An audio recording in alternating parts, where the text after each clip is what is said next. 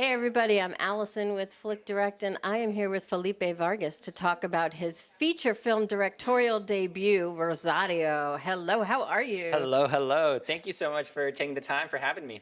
Thank you for being here. So this is your feature film directorial debut. Tell me about the thoughts and feelings that you're having now that this is finally here.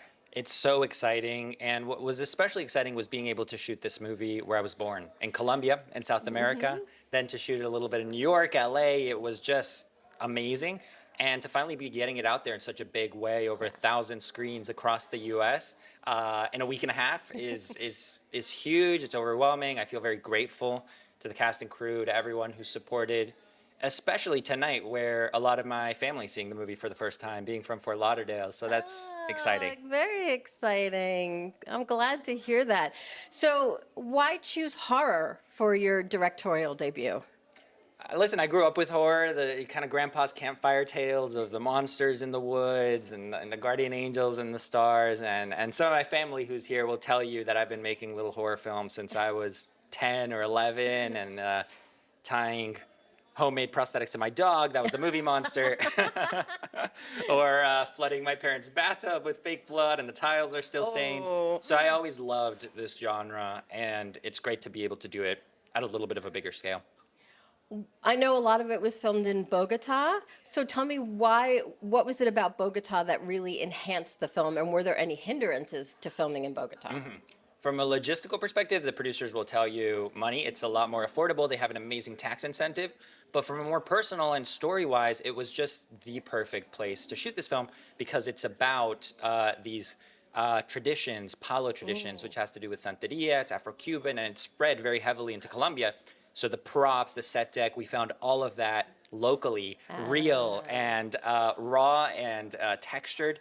Also, I was able to cast my parents and my grandparents shooting in Colombia as extras in some of the sequences. So it was just the perfect storm, and I'm so glad we were able to shoot it there. It was really special. Free labor. A little bit of free labor. A little bit of free labor. Talk to me about the rest of the cast.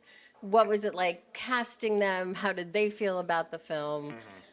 We got so lucky with the cast. Emma Atubia is fantastic in this film. She's done much more rom-coms, so when I called her up, she said, I don't even watch horror movies. I've never seen a horror movie. But she was super game. She had this confidence and this directness and this kind of boldness to her that I think fit really well, and she was hilarious. And the rest of the cast came around here. David Dismalchian from Oppenheimer, from Late Night with the Devil. Paul Ben Victor, who, if you don't know his name, you'll recognize him. He's been in everything under the sun. So we got very lucky with the cast for this one. Fantastic. This film has been categorized as a high concept horror film. What does that mean? That is a good question. I don't know what that means. I don't know what the marketing folks were thinking when they said high concept, but I think to me, high concept is something you can capture in a sentence, and it has that hook. And the hook for this one is Rosario, Wall Street broker, gets trapped with her estranged grandmother's corpse after she passes away during a snowstorm. Chaos ensues. So in a couple words, you can kind of get it. That's just freaky, that first sentence right there. But then the things that happen while she's with the corpse make it even more intense. What's, in your opinion, most important to a horror film? Is it blood and gore? Is it jump scares? Or is it the psychological aspect of it? That's a great question. And I think it's the best horror films have a blend of all of that and some humor too. Yes. But I think what goes beyond that is horror that has something to say, that is about the moment. And I hope that this film captures something really special because, yes, it's like a bloodbath, fun roller coaster ride of horror.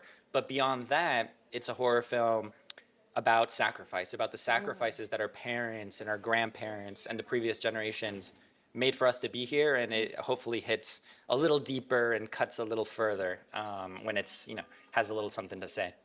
All right. So how did this movie evolve for you from reading the script to the final edit? I read the script from a writer named Alan Treza, who's fantastic. He's a big horror comedy writer. And I just latched on. It had everything I loved. It had body horror, Latino characters, multi-generational families, a lot of gore.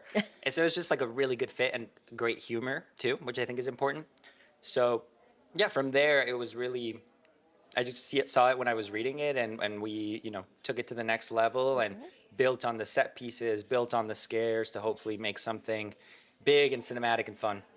So if you hear people walking out of a screening, what is one thing you want them to say about this movie? In one word, gross. Well, let's hope that you achieve that. Thank you so much for your time and congratulations on this directorial debut. Wishing you the best.